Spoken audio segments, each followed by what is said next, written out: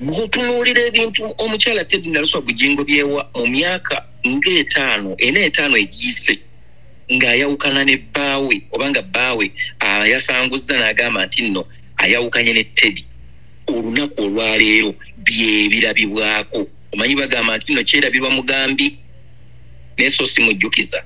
Kati ffe tujjukiza, ffe tetusobola kwerabira abajjukiza Bujjingo. Uganda Eyenkya. David Martin Ssebuguzi. Kati njagala kanzingulula olutambi nga nzizeeko emabega eri. Katono nnyo kanzireko emabega katono nnyo. Ate Ssebuguzi ajja kunsaasira busasi kuba sirina kyakkola. Bagamba nti nno bw'olimanya amazima galikola ki? Gali kufuula ow'eddembe. Kakati katwogerere mu mazima ne Ssebuguzi tumunaaza omulundi gumu aleme kuddamu kukola ki? Aleme kuddaawo kwekoma omumabaga kubanga ye manyi musajja yeenenya byonna ebibi bye yali alimu ayinza okuba yabikola ki? Yabyenenya. Nga Etudde-Makula akyali mu Ndeeba yakolanga obwambega nga abukolera Bujjingo okumanya buli gye kigenda mu maaso mu Ndeeba. Wanyi ssebo kanziriremu. Nga Etudde-Makula akyali mu Ndeeba nga tannaba kwegatta ku Salt Media yalinga informa wa Bujjingo nga buli ekigenda mu maaso ku Uganda Eyenkya. Naye ng'ate Etudde-Makula tannafuuka muninkini wa nga tannaba kufuuka muninkini wa Bujjingo. Yasooka kubeera muninkini wa Martin Ssebuguzi. Era gwandiise kyakubbali wa Martin Ssebuguzi era naye yali alina omukyala omufumbo. Tutegeeragana nnyo. Era Martin agenda okuleeta Etudde-Makula okumujja ku Victory amutwale ku Salt. Bujjingo si ye yawandiika Etudde-Makula wadde nga oyinza ogamba nti ya approvinga okujja kwa Etudde-Makula ku Salt. Yali Martin Ssebuguzi eyaleeta Etudde-Makula ku Salt ng'amuleese ng'omukozi. Naye bw'amuleeta ku Salt Etudde-Makula asukka ku kye twandiyise omukozi n'atandika okufuuka muganzi wa boosi we Bujjingo. Nga bw'onogamba nti kati boosi atandise okulya ku baana b'akozesa. Uganda Eyenkya. Oba oli awo Martin yakimanya nti ono omukazi gwaleese boosi we yali amwagala. Naye ng'oba oli awo yali alowooza nti maybe byali mu yalugambo bugambo kubanga jjukira Martin Ssebuguzi already ono yali aleese kamere ke. Yamuleetera ku Salt. Kumbe taleese kamere ke kokka. Alabika yalyanga n'omukulu akola ki? Alya. N'omukulu alya. Ono alya n'oli alya. Emmere ewooma ate oza bwe mubeera ate mu mubiri gwa Kristo ate kisukka. Brand Pro Property Services Uganda Limited omukulu Ivan yantegeezezza nti mwabali e Dubai estate sales zolaba butereevu nnyo ziri available osobola okubeera nga naawe alinamu ku ssente oba ng'oyagala lyeso genda maaso okukolera emirimu gyo eweeru w'eggwanga naye mu Dubai n'ensi endala nga UK, USA, saako ne India sofa osobola okubeera nga ofuna ennyumba saako n'ebintu ebigwa mu kkowe erya real estate mu ggwanga Uganda osobola ofuna ploti oba ettaka wonaakolera emirimu gyo business oba okulima oba okulunda n'ebirala byonna. Era ojja kubeera ng'obeekwata Brand Property Services Uganda Limited na buli kimu ekyekuusa ku nsonga ez'ettaka ojja kubeera nga obeekwata. Weetaaga musaveya, weetaaga ki buli kalonda yenna agwa mu kowe erya real estate ojja kubeera nga beekwata Brand Property Services Uganda Limited. Ekyokubiri bakiyita legal sex, akabozi ak'omu mateeka. Anti mu kyaki tosobola kwegatta nga toli ki mufumbo n'ogamba kati kitegeeza omuntu okwegatta ofumbirwa. Kati ekikututte mu bufumbo muliro ogubadde gwaka ng'oli singo. Akabozi n'okawuliramu oba ddakiika mmeka oba nnaku mmeka oba myaka emeka mwaka ogu ng'okkuse.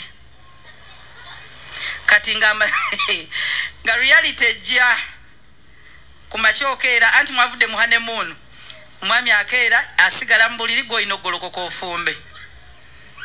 Noga naye bannange kino ekisajja kakyebaka. Sajja yagoloka ssaawa 4 yewasizza.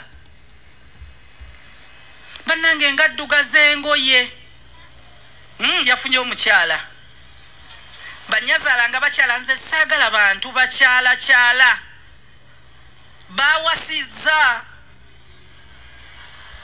oyo mukyala Musumba yali ku kituuti omudigido gwaffe guliwa ogwa tuyina wano omudigido gwaffe tutandike program bulungi nnyo mukyala Musumba ali ku kituuti abuulira bantu temukuba ngalo kale katusumulule ey'olwaleero podcast anti mukyala Musumba muwulidde kati tulina okubeera nga tusimbula embalaasi ey'olwaleero omulamwa tugenda kubeera nga tugubategeeza tubaaniriza mwebale kubeera nga mutugoberera ku mukutu nkulu Pentagoni yakutte embyuma guze digitugwadde gugaaniddeyo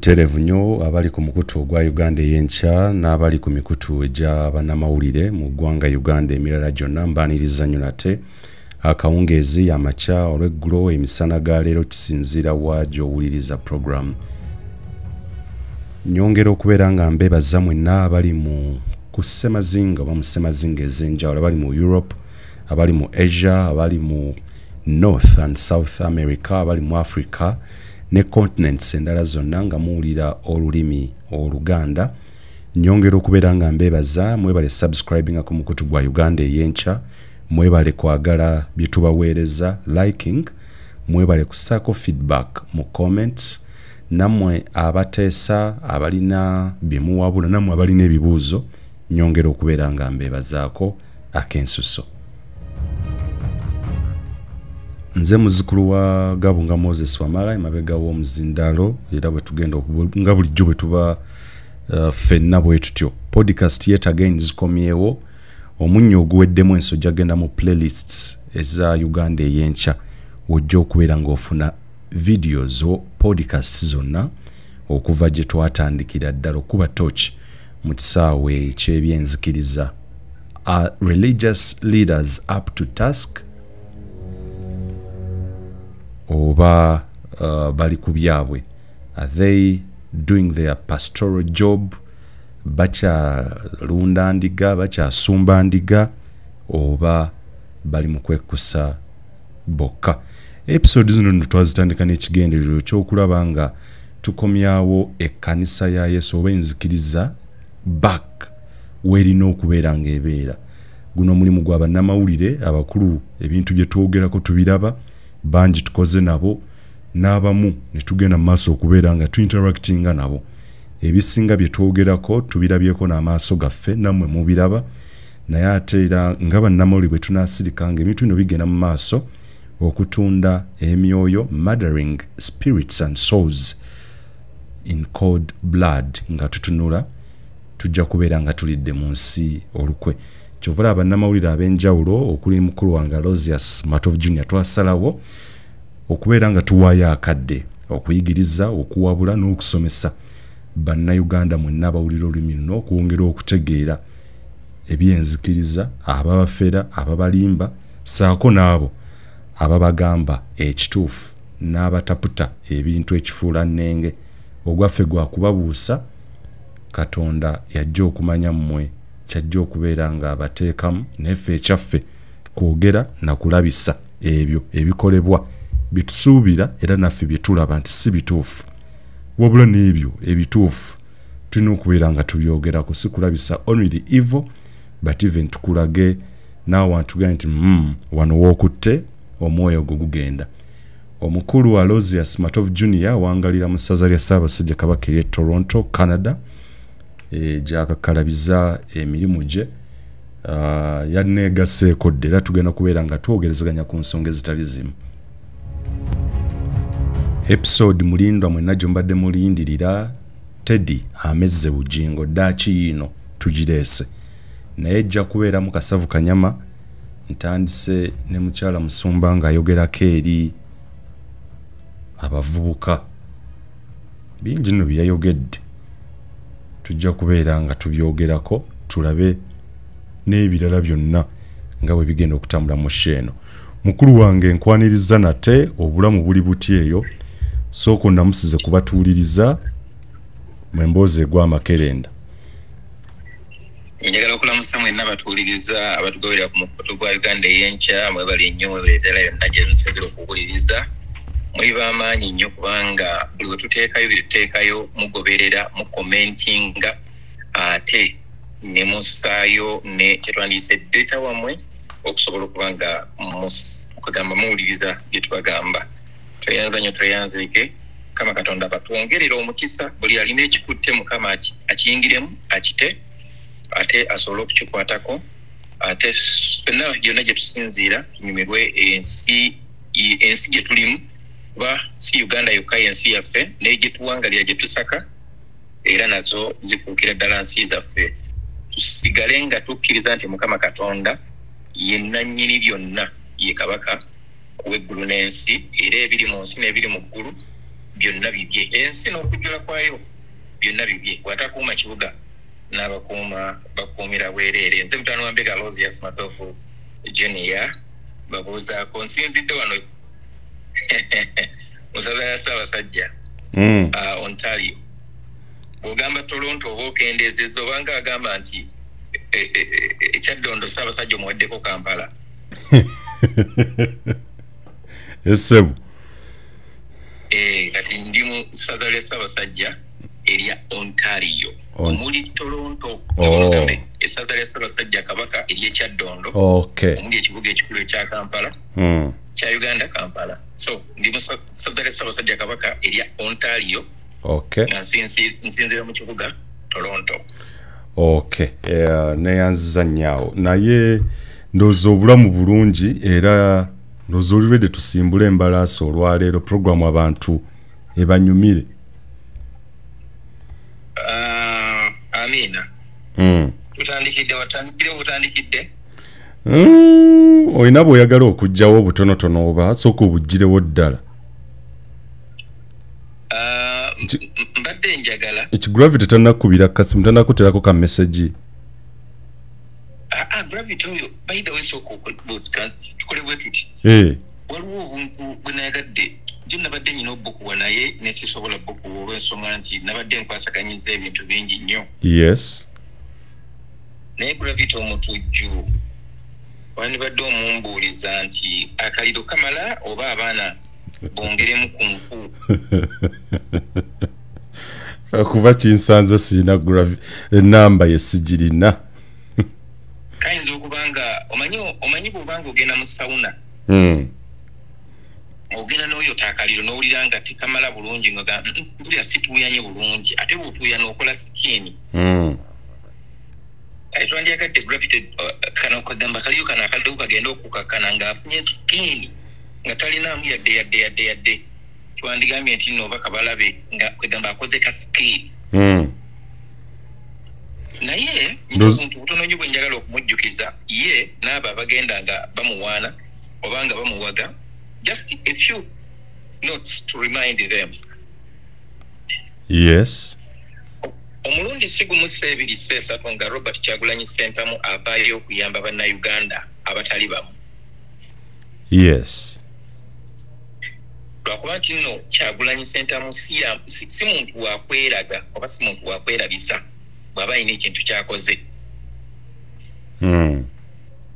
Naye ndowooza ku mirundi emitono ennyo ekibadde nga tegisobola kwewalika kanzijukize gravity omutujju n'abamu ku abo ababadde batamanyi pulezidenti wa NUP ebizze bitambulira mu byafaayo bye nga biri mu layini gye twandiyise ey'okuddiza ku bantu wadde abamuli okumpi awo waabeera oba abamuli ewala. Mpulira ssebo. Ndowooza tunajjukira nti nno Kasese bwe yafuna amataba ago agaayera ebibanja by'abantu ne ga displacing abantu. Omu ku bantu abamobilizing emmere okugenda e Kasese save for emmere oba ebijanjaalo ebyali ebivundu ebyatwalibwayo ministry ya ebeera ministry office ya prime minister ne bubulangiti obutatuuka. At least bo basobola okuweerezaayo ku mmere era nga emmere eyo nzijjukira baagikwasa omukyala eyaliko lead of opposition mu parliament omukyala Winikiza. Am I right or wrong? Oli mutuufu. Era nja kujjukira nti mu kiseera nga BobiWine oba His Excellency Robert Kyagulanyi Ssentamu ng'ali mu limelight ya politics era yakolako mobilization okutwala emmere mu bitundu eby'ekkalamujja era nsuubira nti track eyo yasimbula okuva ku kitebe kya National Unity Platform mu biseera bye twandiyise eby'enjala. Am I right or wrong? Oli mutuufu ssebo. Kati nja kujjukiza era bannabyabufuzi abo abagezaako okwagala okusiiga Robert Kyagulanyi Ssentamu n'abo baatambula nabo nti nno tebafa ku bantu nti waliwo n'olunaku nga mukyala we ayita mu kitongole kyewandiyise ekya caring hearts. Yes. Mobilizing sanitary pads. Nga bamaze okwempawalinga abawala bagenda okubatwalira ebintu bye balina okukozesa nga bonogamba ebyalaani. They were dispersed mu bitundu ebyeruweru era bagenda okuvaayo nga buli muntu afeesa tear gas. Am I right or wrong? Very right, sir. Era njagala okujjukiza abantu abo abalina okujjukizibwa nti waliwo n'akaseera Uganda Blood Bank lwe yali ekunga bannayuganda ng'ebasaba nti omusaayi gubaweddeko tebakyalina musaayi era ng'esaba omuntu yenna asobola nga bagamba nti okubawa omusaayi agubawe. National Unity Platform negamba nti nga tukozesa kaweefube w'okukunga tugenda kukunga bannayuganda bagende ku City Square baweeyo omusaayi. Poliisi negaana. Abaali beetaaga omusaayi abanakasero Blood Bank ne bagamba ffe twetaaga musaayi gwe tulina gumala. Am I right or wrong? Oli mutuufu ssebo. Njagala okujjukiza bannaffe abo abalowooza nti nno Robert Kyagulanyi Ssentamu tabafaako nti ng'omusolo gwe bayita ogwa OTT guyisiddwa yali ye ng'akulembeddemu abamu ku bayimbi nga kwaliko n'omusajja gwe bamanyi oba ye bagonza amanyiddwa nga Epas. Yes. Nga kuliko ne Joel Bongo, si Joel Senyonyi, yes. Raymond Mujuni n'amawulire. Awumudde ebyobufuzi. Ebyamawulire.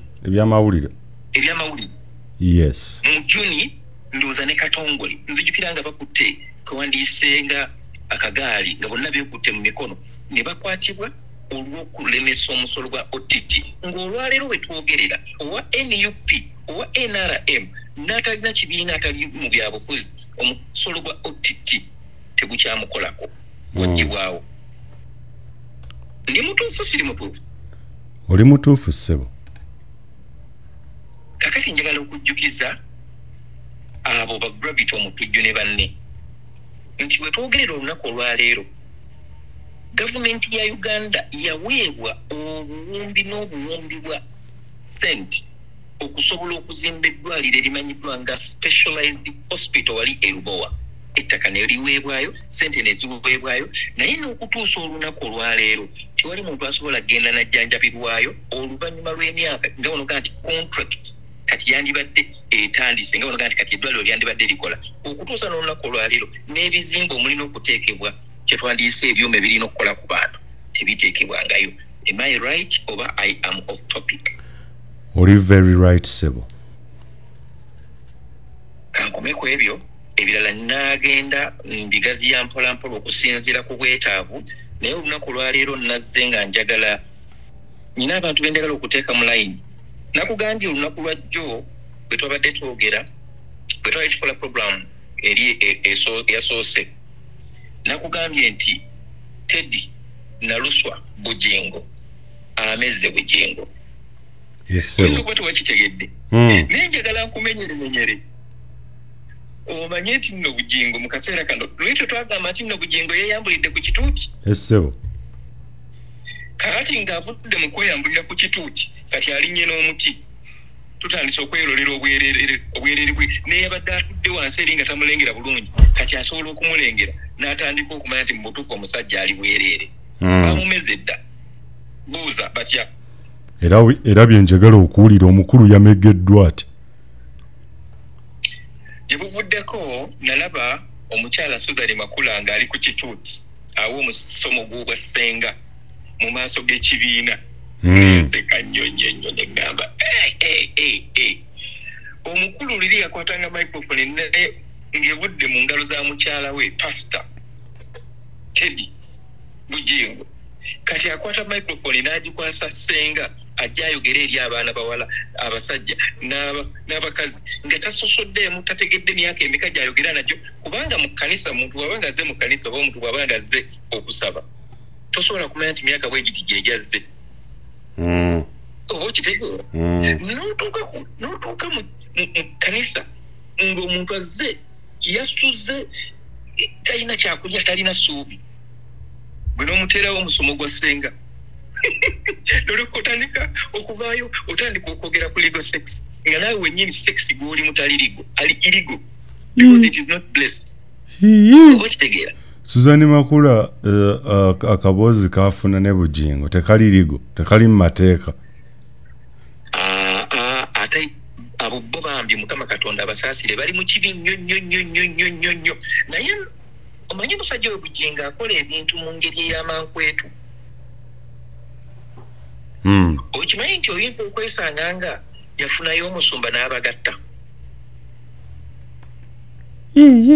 mu nkukutu ne tutabimanya nga yalowooza nti nno bw'afuna omuntu abasumba b'e Kampala olowooza bakyalina ensa mu bye bakola naye kati katukitwala eti nno engeri gye kyali nti tetwaliyo era tetwakiraba byonna bye bakola mu kaseera kano biswaza buswaza olw'ensonga nti tosobola kuvayo n'ogamba nti oyogera nti ono ye mukyala wange nawe n'ogamba nti ono ye mwami wange naye nga ffenna tukimanyi nti omukyalawo omutuufu omufumbo nga wonogamba nti your lawfully married woman gyali ekitende era akulinze n'empeta ye ku mukono kweri gwe wagijjako ku ngalo ng'ogamba nti empeta just kyuma bwoma naye nga ye gyali akulinze era akugamba nti bebi nze nkulinze wadde nga wasobya wadde nga wava mu kkubo nodderi nze ndi mweteefuteefu okukwaniriza ojje tudde mu maka gaffe ng'omwami n'omukyala tukuze abaana baffe famire ebeere wamu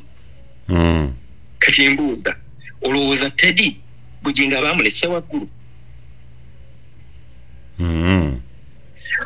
bw'otunuulira ebintu omukyala Teddy naluswa Bujjingo byewa mu myaka ena egiyise ng'ayawukana ne bbaawe oba nga bbaawe yasanguzza n'agamba nti nno ayawukanye ne Teddy olunaku olwaleero byebirabibwako omanyi bagamba nti nno kyerabibwa mugambi neso si mujjukiza kati ffe tujjukiza ffe tetusobola kwerabira abajjukiza Bujjingo nkuzzeeyo emyaka etaano emabega egiyise 2019 awo 2018 awo yes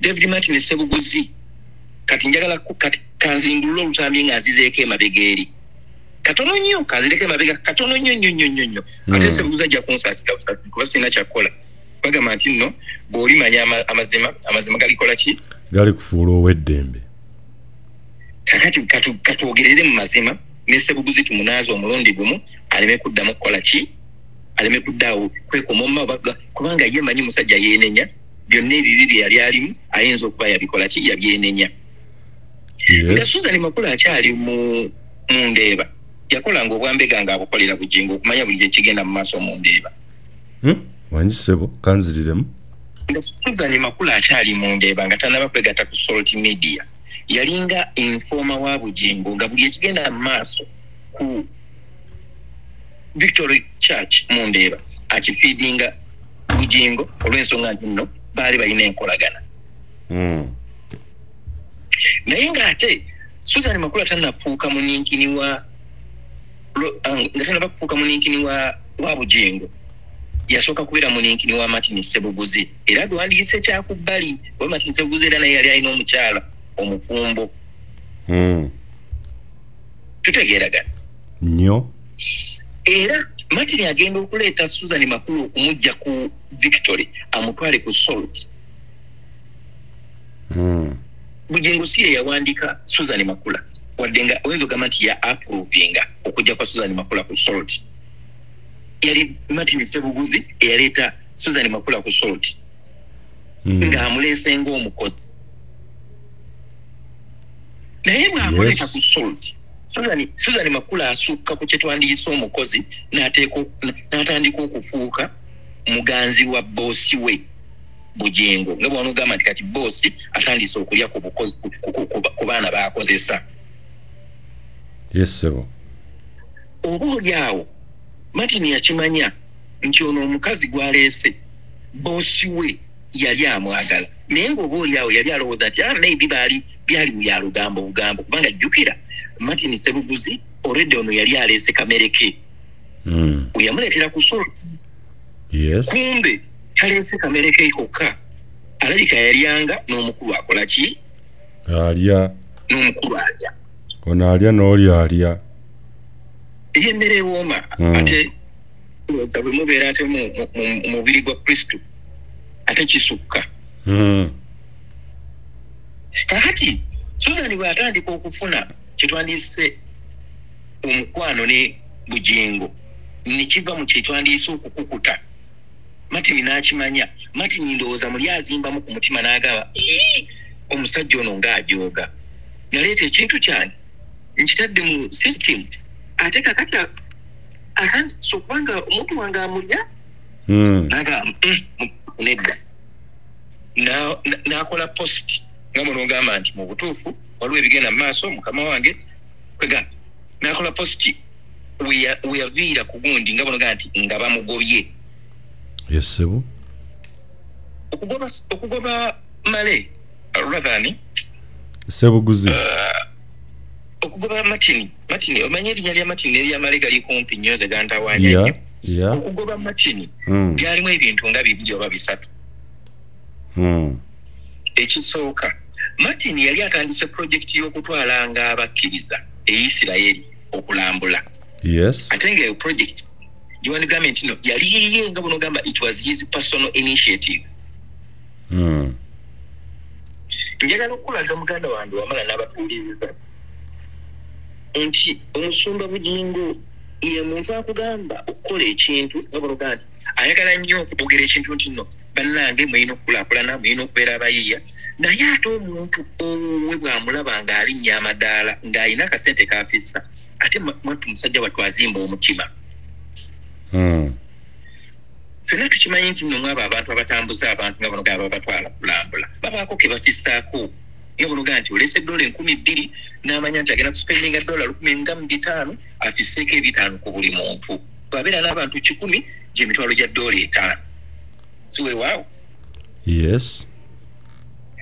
Kakati ebyo Bujjingo bimuluma okulaba nti okozesa capital nga banagamba okozesa ezimu ku zandibadde instruments eziri around you and him ate gwe n'ozisobola okuzifunamu ki nga banagamba nti ekigulira amagala eddiba okozesa abantu kubanga ojja kulangira ku Salt ojja kulangira mu kibiina buli yakwatanga microphone aga mu mwezi gwe guti tugenda okulamaga abana agenda okulamaga 2,000 oba 2,500 kuliko ticket kuliko kino kuliko okulya kuliko okusula tutegeragana okozesa opportunity ngoli ku kituuti ekyo Bujjingo takyagala ku Canaan ekirina okubeera ku kituuti bwe kuba kulanga ye yalina okulanga. Yes. Winjagala ombulire wali olabyeko ku Canaan nga waliwo nga bono gamba nti nno ebibiina eby'abavubuka nti oba bano abavubuka bakuŋŋaana nga service ewedde bo ne basigalaawo nga oba bakola rehearsals oba bakola batya nga ebiseera bya services biwedde oba wali olabyeko gurupu nga bono gamba nti nno abafumbo bakuŋŋaana babeera ne meeting yaabwe ebbanga bwe riti oba babeera n'olukuŋŋaana lwabwe ng'abafumbo oba abavubuka batalina bakazi balina enkuŋŋaana zaabwe mwe basobola okubangulibwa bamanye nti bwe baba bagenza okutuuka mu kiseera ky'okugamba nti no kati bagenda kuwasa balina kuwasa bakazi be bati newe bati waliwo kirabyeko ku Canaan eyali akirabyeko njagala awandiike wano mu comment section. Kubanga ebintu ebyo bibeera mu buli kyetwandiyise settings ez'amakanisa okuteekateeka abaagala okubeera abafumbo, okuteekateeka abaagala okubeera abaweereza, okuteekateeka abaagala okugamba nti abaagala okuritayalinga from this section to another section, okuteekateeka bewandiise ba volunteers oba ba ushers, oba ontegera kyenkunyonnyola. Olowooza nti newa Bujjingo gyebiri ku Canaan. Tebiri. Kakati namati ne Ssebuguzi amaze okuba nga banoga nti akozeeyo ka trip kako. Ono omusajja kyamunyiiza ng'amanyi nti nona omusajja bw'akola ekintu ekyo okumala emyaka tugeze emyaka 10 ajja kufuna ssente anjawukaneko akola obuweereza obubwe, kubanga obuweereza bw'oba olina ssente ebiseera ebisinga oyanguyirwa. Yes. Ng'alina okumujja amangu ku Canaan. N'alyoka agamba atya yayita meeting ku Salt n'agamba abakozi Martin atambuza kye bayita obulimba. Alina message gye yaweereza ng'agamba nti nze njagala Suzan Makula. Kakati tulaba ng'ekyo kyakuswaza ayagala kuntabulira maka oyo ye Bujjingo ayogera. Bali mu meeting nze ndi musajja mufumbo mukyala wange wuuno ne Teddy yaliwo mu eyo meeting.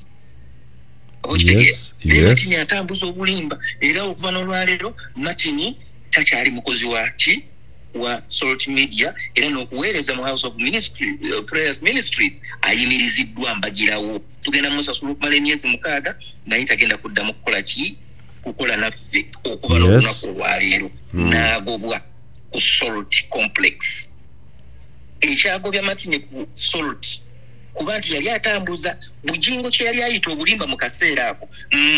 Martin yagamba nti Bujjingo ayagala Suzan Makula, which was wrong okusinziira ku Bujjingo mu kaseera ako olw'ensonga nti Martin yali ayagala kumwawula ne mukyala we Teddy naluswa Bujjingo ng'aleeta ebigambo by'okwogerera mbu Bujjingo ayagala Suzan Makula. Njagala ombuulire olwaleero Martin tumanyi gy'ali.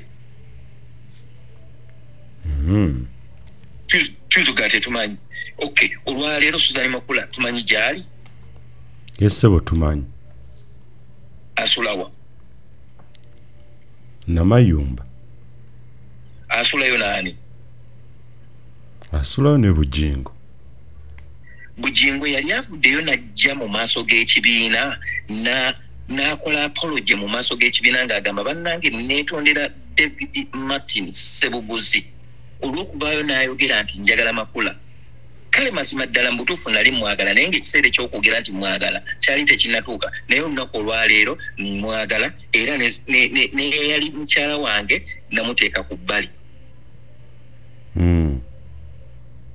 Teddy naluswa Bujjingo awo aba tatendeeza Mukama Katonda gw'ayagala ennyo. Kwegamba abamuwangudde abamumezze.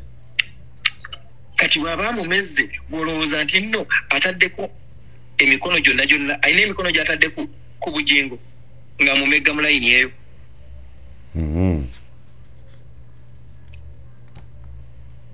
Amazima galwayo naye ate amazima bwe gatuuka obulimba tebusobola kubanga busigaddewo.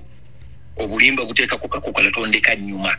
Kati abasajja bonna abaalinga bagamba nti mubutuufu Martin yali musajja mubi olwaleero bangi bamugoberera. Kyentegeeza tebamugoberera wagyali naye bamugoberera nti bwe yafuluma Salt Media oba bwe yafuluma House of Prayer Ministries nabo ne bamugoberera ne bafuluma obuweereza obwo. Bangi abaafuluma nga Martin afulumye ate era bangi abaafuluma nga bakitegedde nti Martin ekyali kimuvunaanibwa nti nno yali ayagala kutabula maka ga Bujjingo ng'aleeta olugambo lulaga nti Bujjingo ayagala Suzan Makula.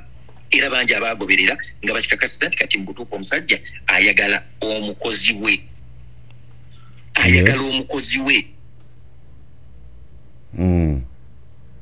Tutegeeraganye nnyo. Martin Ssebuguzi okugobwa ku Salt eyo ye yali ensonga era ye yali mu meeting, naye ate okumugoba ku House of Prayer Ministries baamuteekako ekyokuba nti nno yawa omusumba obutwa emirundi 2. Ebintu ebyo bannanga bamanyi archives njagala mugende mugyeyo enjiri ya 2000 kuva mu 2018 awo 2017 2018 nga Bayibuli zaakamala kwokebwa.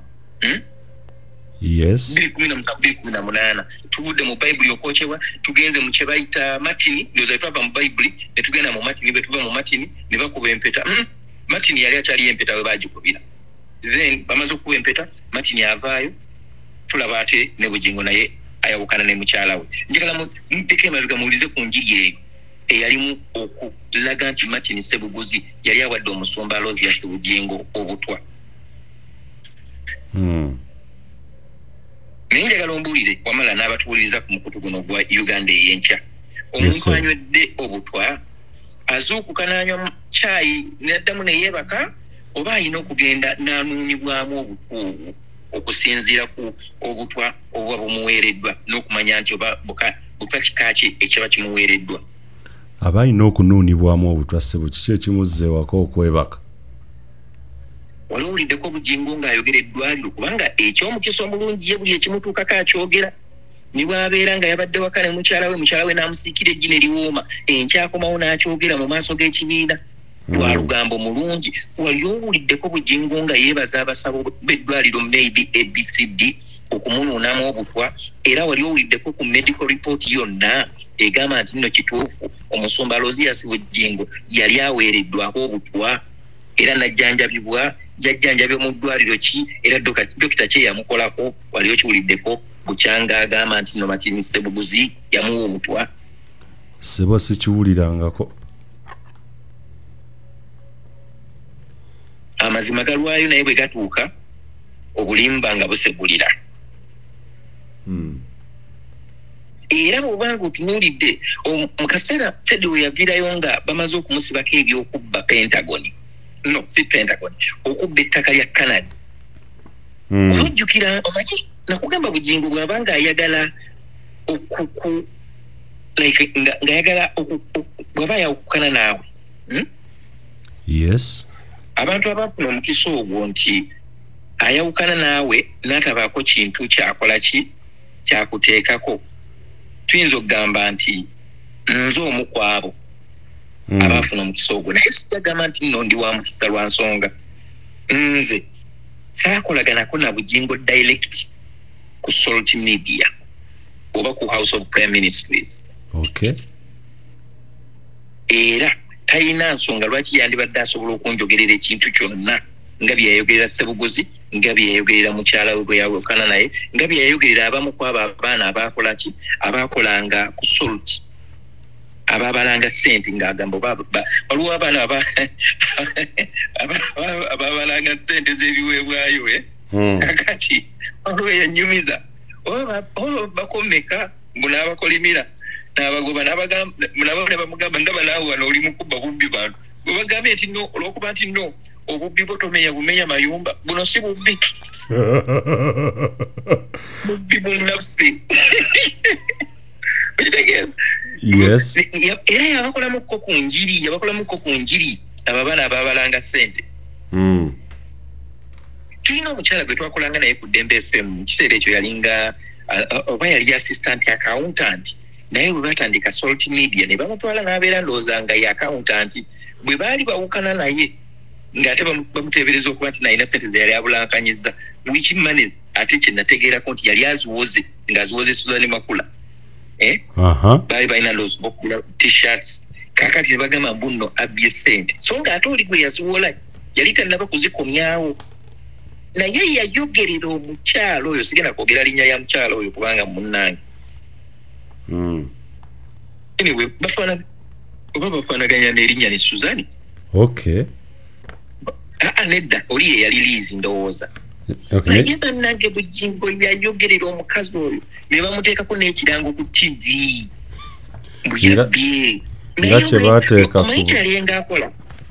kye baateeka ku Teera Kaaya weebale nnyo kati ebiseera ebisinga omukulu oyo bw'oba okolagana naye nga tugeze obadde omumanyi nnyo eby'omunda bw'oba oyawukana naye akunuuna okutuuka ku serigamba nti omuntu yenna eyandibadde ne interest okwagala okukozesa gwe wamala tasobola kwesendereza okuleka ng'omuntu oyo alina kye bayita okubikulirwa okw'omunda atagendera ku hiyase ng'atunuulira ku kiki osobola omugattako nayo kakuwa omulimu naye okusinziira ku publicity omukulu oyo gy'akuwa asobola okwogerera okumala emyezi 3 ku 4 nga olwaleeta enjiri aleeta erinnya lyo ku kituuki. Akutamya abantu, akutamye buli muntu yandiyagadde okukolagana naawe, akutamye buli mbeera yonna kwegamba akusindika okwetuga oba akusindika okwetta naye ng'ate takuteeko. Omanyi omuntu asobola okutta omuntu nga amukubisa bikolwa oba nga amukubisa psychology. Yes. N'otuuka n'ogamba ye bannaye mu nsi nina mugaso ki paka lw'otuuka ekiseera n'okola ki ne wetta. Wali olabyeyo omuntu asanyukira okufa kwa munne nga Bujjingo.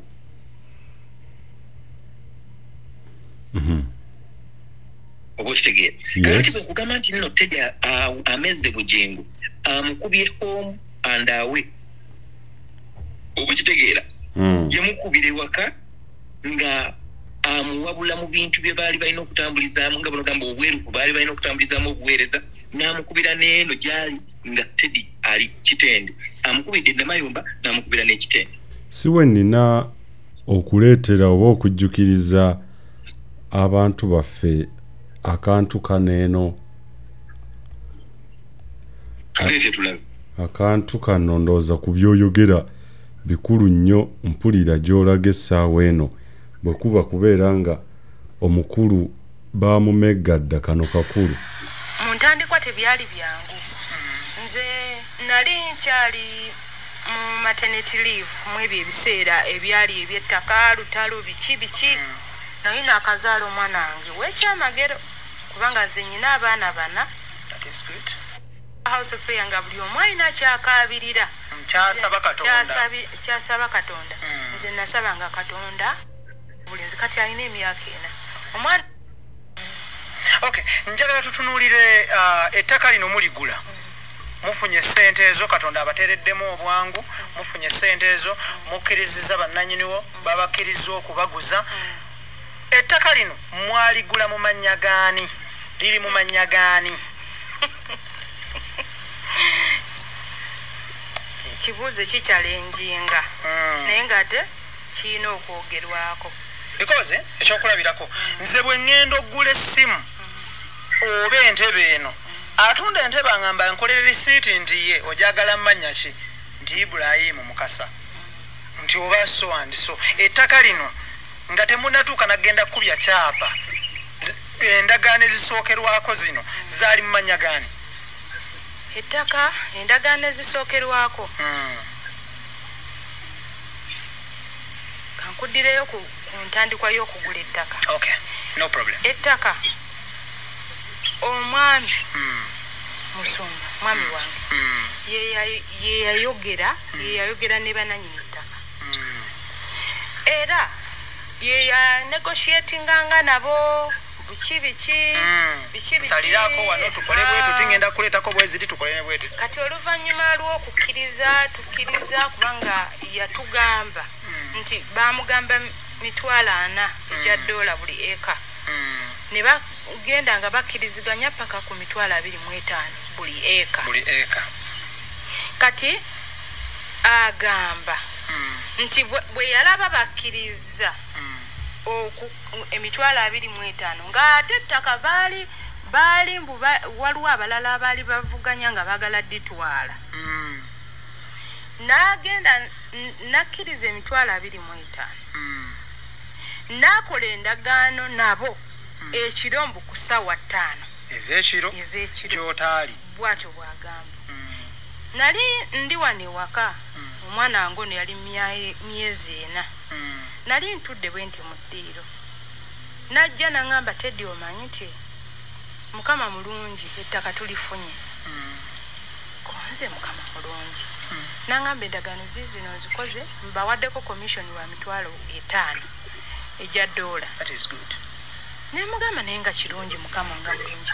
N'aŋŋamba naye omanyi akakwakuliza akaliwo ko gwe nedda. Konze nedda. N'aŋŋamba akakwakuliza akaliwo ti tugenda bawa hafu ye sente ezo tugenda bawa hafu y'ettaka ye sente z'ettaka lyonna ye $1,000,000 something eya dola mu mwezi gumu.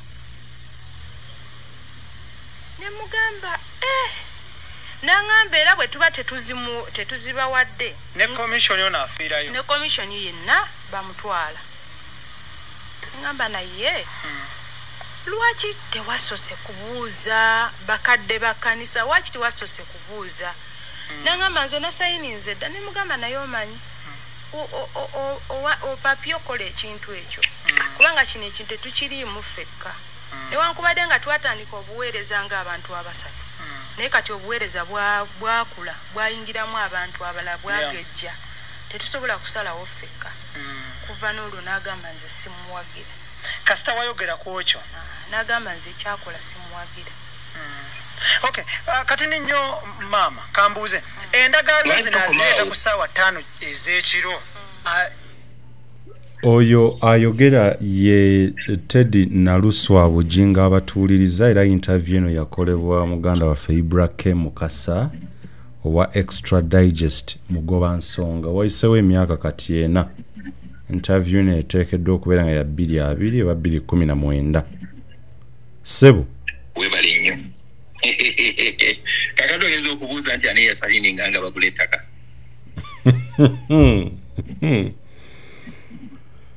Ettaka endagaano yakolebwa ssaawa nga 5 ez'ekiro. In any case that was an illegality.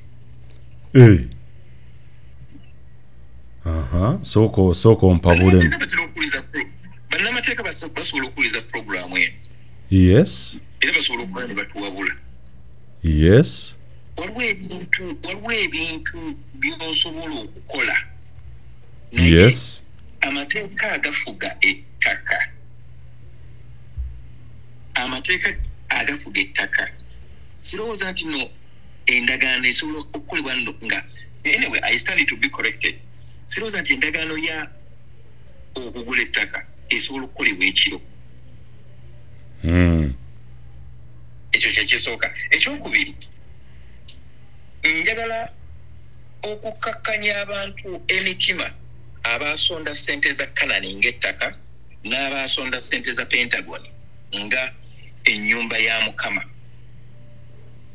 Njagala bakkakkanya emitima nti bw'oba wateeka ssente ku ttaka nga tewakola ndagaano nti omusumba omuwoze ssente agula ettaka ly'e Canaan teweebalira ku ttaka ly'e Canaan atawadde ekijiiko gundi atawo bakkakkanya ogambye ogenda bakkakkanya omutima bw'omanya ekintu nti si kikyo okkakkana n'okola ofune ekikyo.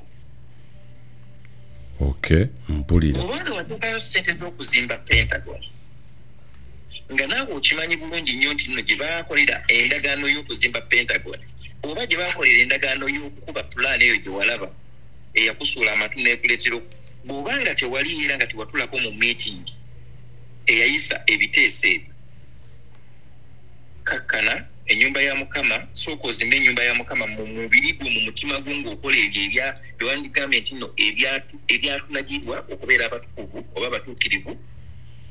Ekizimbe oba tugambe nti nno ekyandibadde kizimbibwa wali kyoyinza okuyita Pentagon kyerabire kubanga yo Pentagon si ya nnyoko. Naawe bw'ogambye omusajja yali mutuufu. Kati kankuweeyo ne kino ebintu byonna ebikolebwa omusumba mu buweereza bwonna tebibeera byabagoberezi tebibeera byabaweereza tebibeera byabana abasonda bibeera bibye. Olaba nti bw'aba agenda okugula ettaka takuba kalango nti nno ngenda kugula ettaka mu kitundu bwekiti. Njagala okumirira ku puroguramu eno nchalenjinga ya Rosias Bujjingo aveeyo abuulire abantu ku Canaan okuva lwe yatandika okuweereza mu kitundu ekyo ababuulire ebyobugagga bimeka byasobodde okufuna ng'abijja ku kituuti omuli amataka oba ploti omuli amayumba oba faamu byonna anti buli kimu ekimutuukako abuulira abantu. Njagala aveeyo abagambe nti bannange nina ettaka eka 3 oba 4 oba 5 mu kitundu bwekiti. Nina ettaka eka 15 ku luguudo lw'Ejjinja. Nina ekibanja ku luguudo bwe luti nina ploti erungujja nina ennyumba erungujja ninawo kino erungujja ntegeerekeka yes byonna byasobodde okufuna bw'abanga musajja wa Katonda nga bw'ono gamba nti wanjawulo okubalala bali bonna aveeyo ayanjule ebyobugagga byasobodde okufuna ng'abijja mu kitwandiisa obuweereza bwa House of Prayer Ministries International awo nno kijja kumwongera ettutumu ly'otalabanga. Olinayo ebyobugagga by'omanyi mwami Matovu? Nze nkugambye I challenge him to come ayogere agambe abantu ebyobugagga by'alina nga abijje ku kituuti awo oba bagambe nze bannange ennyumba yokka y'ennamayumba gye nnaakafuna wano oba kana akamotoka kokka ke babadde kebakubiddemu Richard oba ke sagala kwogera ku motoka eyo erimu ebintu bingi ebyewuunyisa yo wayo ripooti efuluma ddi eya poliisi tugenda gikolerayo program by the way eyo tefuuke gannyana mu ripooti ya poliisi ekwata ku musango gwa Bujjingo ngenda bakolerayo ka program ku kintu ekyo kakati obuterabiza bantu ngeri Teddy gyawumezeemu Bujjingo ebintu byonna Teddy byayogerako mu 2019 oba 2020 oba 2018 ng'ayawukanye ne bbaawe mu kaseera kano byebigenda mu maaso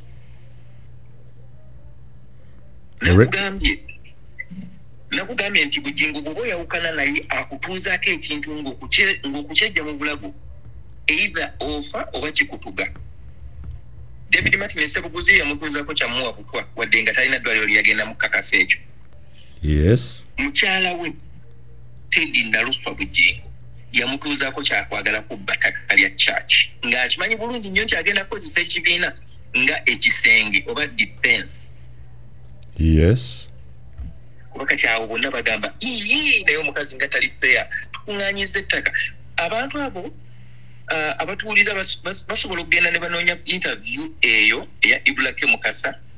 Yes. Ne bawongera okumanya ebisingakaawo kubanga oba oli awo akaseera weyafulumizibwa bangi abamu bayinza okuba balina ku mikutu gino nga tebaliiko ng'abamu n'amasomo bwe kati tebagalina.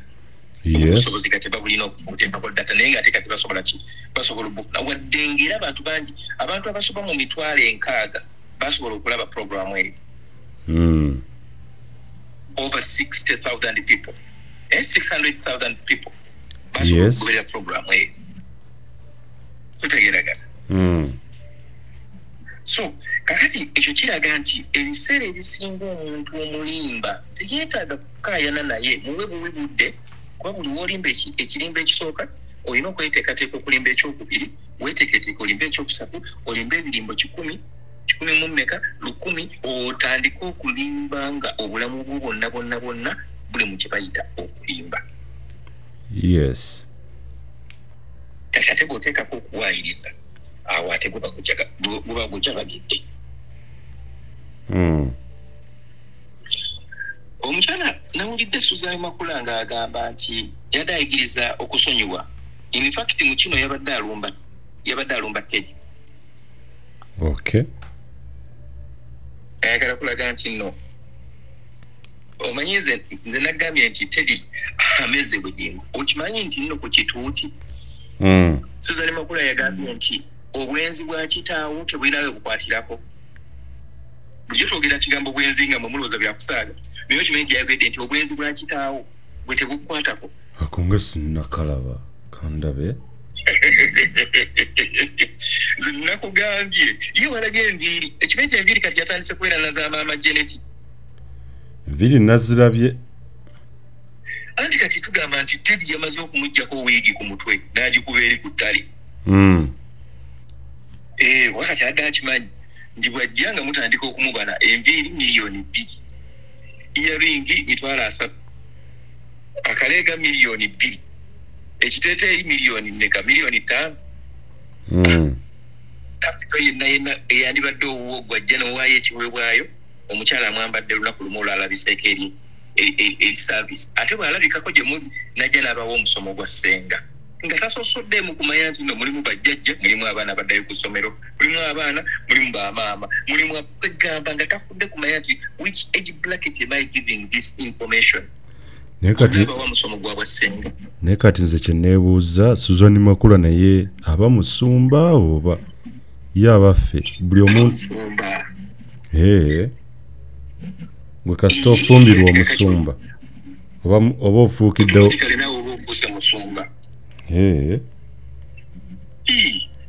kati ono amafuta mubaga basiiga busiizi mu kyenyi kati Suzan Makula olowooza yebaga musiiga busiizi ku kyenyi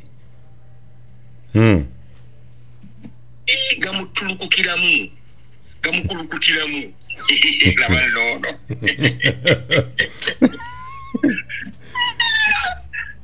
Suzan Makula ali mu mafuta wakati omukulu Bujjingo wawuliranga ekikompe kijjudde ng'ayiwa wali nga gakulukutira mu Suzan Makula agenda okuvayo okujja okwogera nga omwoyo gumujjudde omwoyo gw'obuseegu ku kituuti nga gumujjudde ng'atandikako omusomo gwa ssenga. What a mess, what a shame. So omukulu kaakati ajja n'asomesa obwa ssenga ku kituuti ayigiriza abavubuka abategeeza eby'obufumbo abawa omusomo gwa ssenga. Kale kankubuulire singa bw'abanga awulira ayagala nnyo okwogera n'abantu ebyo abikolere ku TV kuba ku TV wabeerawo abantu abakulu nga loona abaana abato ne bamanya nti noono amukukola ebigambo batera okugamba abaana obudde bwa katuuni byaweddeko mugende mwebake enkya mulina okusoma. Yes. Naye noddira ekibiina ky'abantu ng'abantu tomanyi myaka kijja abantu egiri mu kibiina anti ekyo bakiyita kibiina gwe nojja n'otandika okuleeta omusomo gwa ssenga mwe simanya waliwo akaboozi akatuukirivu anti akaboozi akatuukirivu kekana akaboozi ne mugenda ne babagatta kakati mwe bwe batagatta Suzan Makula ne Bujjingo akaboozi ke mukola kaba kaaki kaba ka sitaani kaba kaaki kamuzimu kaseegu kaba kaaki tukawa linnya ki akaboozi kammwemu akabatali baki akabatali bagatte kubanga nawe nyini wavudde n'ogamba nti nno legal sex yoyo sex gwe mufuna nga mumaze okugattibwa mu bufumbo obutuufu kati mwe abatali bafumbo bagatte mwe kemufuna kaba kaaki okawalinnya ki obutegera kyegonyonyola. Yes. So nsaasira nnyo era ennaku ennuma bwe wendaba abantu abatudde mu kkanisa nga bawuliriza nga bagoberera naye bambi ate nebyabadde ayogera bambi byabadde bimumenya. Omanyi tulina aboogezi abalungi ng'omwogezi ayinza okwogera ekigambo kimu ne kinyiikira nga takakana bantu kugamba nti mukube engalo naye olugera ekintu n'owulira nga obutuufu omuntu awadde point n'ofuna kyawandiyisenga. Suzan yayogedde byonna byayogera nga siwulirayo yadde muntu amukubira kalulu amugambe nti bawonyaawo nga enjogera y'Abannayuganda bw'ebeera. Bonna basiriseo bati ndowooza nga bamusunga nga bagamba naye laba omukazi ono bwe yeekaza. Oba amafuta tegannakka bulungi. Omuntu yalindanga Teddy Bujjingo okuwa ekigambo. Y'omu alinda Suzan Makula abawa ekigambo. Luli Teddy Bujjingo yajjanga n'ebigambo ebizzaamu amaanyi. Kati ono abaleetedde ebigambo by'amaka. Naye yennyini akimanyi nti amaka gaalimu. Singa bubadde bwa Kabaka tugamba nti yali ansowole.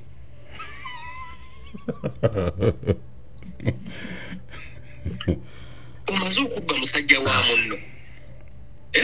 Weekazizza n'otuula we yatuulanga. Weekazizza ozze ne microphone gye yakwata. Mwami Matovu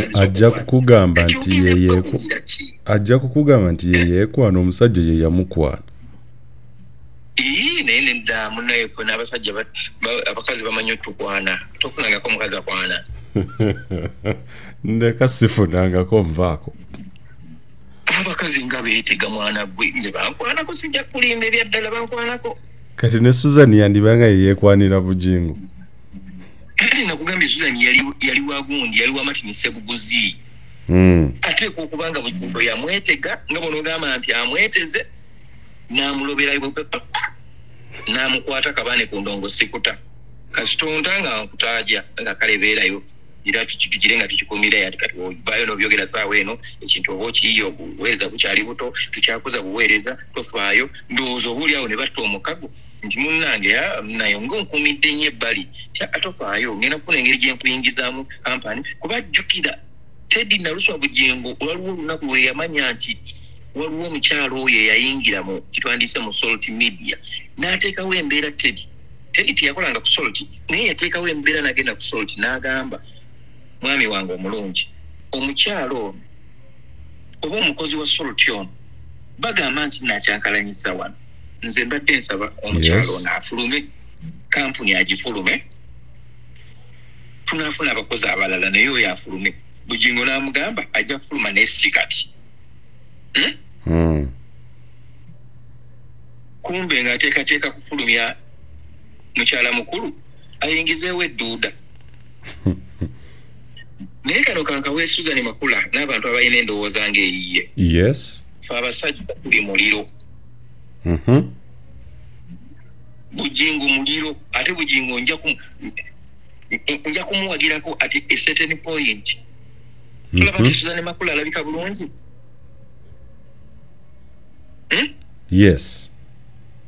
naye si yasembayo mu balungi abali mu nsi ku Bujjingo omukwano gwange gwemanyi Etudde-Makula sere yeekwata ku lugoyi naye akaseera kagenda kutuuka omuntu yeekongoleko essere agweri bamuteeke ku kikoomi addemu ayite mu lusaalu teekawo abiri olyembuulira naye nga lwaki batambulira mu kibi for all this long nga lwaki bagaana okwenenya nakugamba erijja omuntu mu maaso ga Katonda erijja omuntu mu kuganja kwa Katonda kutambulira mu kibi n'agaana okwenenya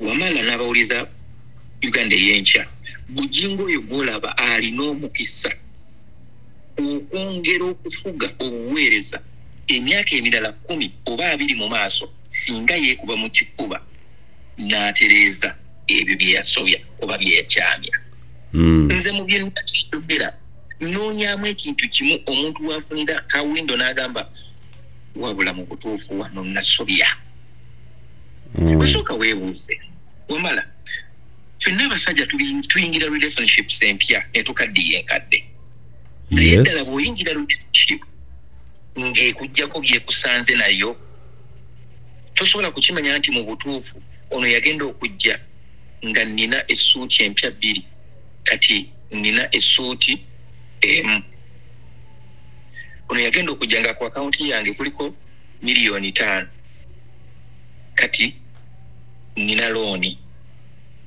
ono yagenda okujja nga nina ekyobugagga kino nga nina kiri nga nina kiri nga nina kino kati nina ye ono yagenda okujja nga nina emikwano nga nina ekitiibwa nga nina ssente naye kana kaseera kendi naye ekitiibwa kyange kigudde ssente zange zikendedde emikwano egimu gigenze oba abantu abadde banjagala bakendedde teri muntu asobola kwerimba ye nga ye abalala bayinza okutunula ne bakuteebeza byoli ne byotali naye wamala mu bulamu bwo mu conscience yo bwe tosobola kwerimba Bujjingo ebimunyiga ku mutima ebimunyiga physically ebimunyiga emotionally ebimunyiga psychologically tasobola ye kubyerimba wadde nga asobola okujja ku kibiina mu maaso g'ekibiina ye n'abagamba kyawulira nga kyekigenda okumuwa confidence mu maaso gaabwe naye in reality ebimuliko ye tasobola kubyerimba omuntu asobola okwegumya neyeekaza naye natikawo lwe bayita oluggumugumu naye tekijjaawo mazima matuufu gali mu bulamu bwa muntu oyo nga bwe nakugamba nti bannayuganda bantu ate bawa nnyo kyewandiise second chance even ne third chance kasita omanya ensobi yo neweenenya nkukakasa mu maaso g'abantu osobola okuddamu n'ofuna kitwandiise okuddibwamu oba nga banogamba nti second chance ate ne mu maaso ga Katonda asobola okugamba nti kale obadde obuze komawo naye jjukira nti ebiseera ebisinga omuntu kasita losing trust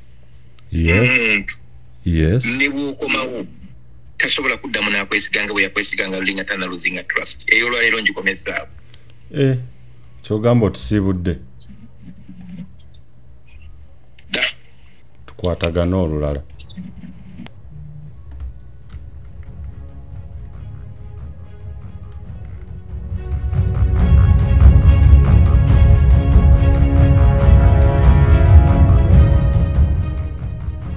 y'omukulu Aloysius Matovu Junior babadde ku program beebaliza ddala era nnyongera okubasiima nti mmwe abafuula program zino kyeziri nange eno sijja kubeera nga nsukkawo naye buno bujja kubeera bubaka bwabo abawuliriza mwenna nti ddala kigwanidde okubeera nga mussaayo nnyo omwoyo si mubiri gwokka okugenda mu masinzizo nga mutendereza oba nga musinza naye ndowooza kyankizo era kikulu nnyo okubeera nga mumanya ki kye musinza okusinga okubuzibwabuzibwa emyoyo gyammwe ne gigenda bwe gitottayo atakuumira mpeera batukumye tujja kukwatagana nate mu program enaabaawo n'ennyongera bajjukiza oba okukujjukiza nti gwalina akalango nga weetaaga tulanga bizinesi yo oba ssomero oba any business osobola okubeera ng'otutuukira ku namba z'essimu yo zennyini eziri waggulu ku screen yo tubeere nga tukulangira bizinesi yo ensangi zino bagamba paka kuwulira bubi naye kigwanidde okubeera nga tukwatagana mu bizinesi tukola bizinesi ne tulanga bizinesi yo ate abantu ne bagimanya kyonna kyoyagala okubeera nga oyogerezaganya naffe osobola okuyita ku email yaffe osobola ogicekinga ku mukutu guno gwennyini n'ennamba z'essimu ku whatsapp osobola okubeera ng'oddibwamu mu speed eyayiriiri nsigale nze muzukulu wa Gabo nga Moses wamala tukwatagana ate mu program eneddako mbaagala nnyo era mbaagaliza nnyo byonna bye munjagaliza takumira mpeera bankuumire ayi Katonda kuma maaso moogi